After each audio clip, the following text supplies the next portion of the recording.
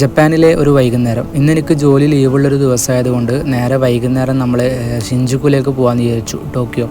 അപ്പോൾ നമ്മൾ നൈസായിട്ട് ഡ്രസ്സൊക്കെ മാറ്റി ഇറങ്ങി. അപ്പോൾ എൻ്റെ റൂംമേറ്റ് ഉണ്ട് എൻ്റെ കൂടെ. അപ്പോൾ സിറ്റി ആണെങ്കിൽ നല്ല തിരക്കുണ്ട്, നല്ല ചൂടുമാണ്. ഒരുപാട് ഫോറിനേഴ്സൊക്കെ ഈ ടൈമും വരുന്നുണ്ട്.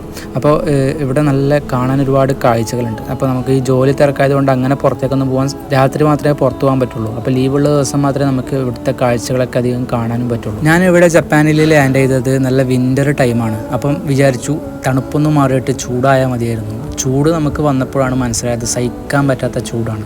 അപ്പോൾ പോകുന്ന വഴിക്ക് നമ്മളൊരു പെറ്റ് സ്റ്റേഷനിലൊക്കെ കയറി. പിന്നെ ഇവിടെ നമ്മുടെ ജപ്പാനിലെ ഇലക്ഷൻ പ്രചാരണമൊക്കെ നടക്കുന്നുണ്ടായിരുന്നു. അപ്പോൾ ഞാൻ 1-2 ഡ്രസ്സ് എടുക്കാനുണ്ടായിരുന്നു. അപ്പോൾ ഞാൻ യൂണിക്ലോയിലേക്ക് വന്നു. അപ്പോൾ 2 ട്രാക്ക് ഷൂട്ട് മാത്രമേ എടുത്തിട്ടുള്ളൂ. ടീഷർട്ട് പിന്നെ എടുക്കാമെന്ന് വിചാരിച്ചു. ഇവിടുത്തെ ബില്ലിംഗ് സിസ്റ്റം ആണെങ്കിലും അടിപൊളിയാണ്. നമുക്കവിടെ ബാസ്ക്കറ്റ് വെച്ച് കഴിഞ്ഞാൽ ഇവിടെ ഓട്ടോമാറ്റിക് സെൻസ് ചെയ്യും എത്ര സാധനങ്ങളുണ്ട്, എത്രയാണ് പൈസ എന്നൊക്കെ. അപ്പോൾ നമ്മൾ ലാംഗ്വേജ് സെലക്ട് ചെയ്തിട്ട് കൊടുത്തിട്ട് നെക്സ്റ്റ് കൊടുത്തിട്ട് നമുക്ക് ക്യാഷ് ഇട്ട് കൊടുത്തു കഴിഞ്ഞാൽ ബില്ലും ബാക്കിയുള്ള ബാലൻസൊക്കെ നമുക്ക് കളക്ട് ചെയ്തിട്ട് പോവാം. അപ്പോൾ ഞാനൊരു കവറും എക്സ്ട്രാ വാങ്ങി. അപ്പോൾ കവറിലേക്ക് ഇട്ടിട്ട് നമ്മൾ പോവാണ്. കഴിഞ്ഞ ദിവസത്തെ ജപ്പാനിലെ വാർത്തകൾ കേട്ടിട്ട് ഒരുപാട് പേര് മെസ്സേജ് അയച്ചിട്ട് ചോദിച്ചിട്ടുണ്ടായിരുന്നു സേഫ് അല്ലേ എന്ന്. സേഫാണ്. അപ്പോൾ അത്രയേ ഉള്ളൂ. Okay, by.